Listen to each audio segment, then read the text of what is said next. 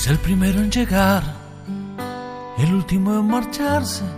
Va vistiendo su traje gastado de olvido y coraje, el obrero del saber. Por un sueldo modesto va otra vez a clases de una inmensa misión. Debe aportarle a la vida algo de sabiduría con afán de educador.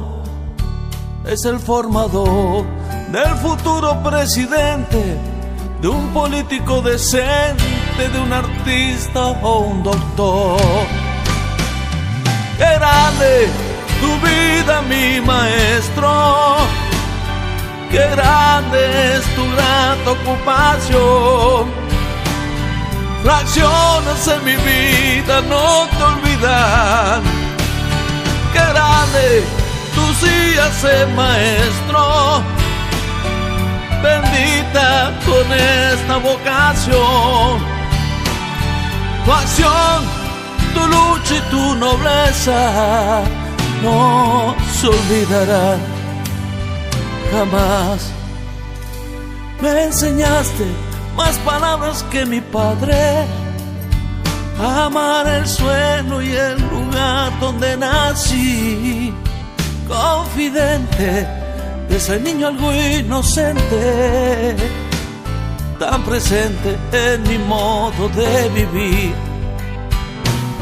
Soñador de un mundo más parejo, escritor de un viejo pizarrón, algo duro por momentos, comprensivo y algo atento. Me enseñaste que yo puedo ser mejor. ¡Qué grande tu vida, mi maestro!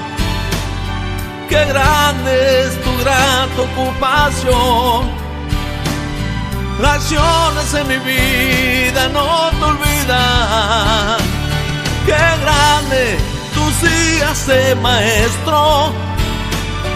Bendita con esta vocación. Tu acción, tu lucha y tu nobleza no se olvidará jamás. ¡Qué grande tu vida, mi maestro! ¡Qué grande es tu grata ocupación! Enfrentas al adverso cada día. ¡Qué grande son tus días de maestro! Docente que impulsaste mi motor. Tu historia quedará en nuestra memoria por siempre.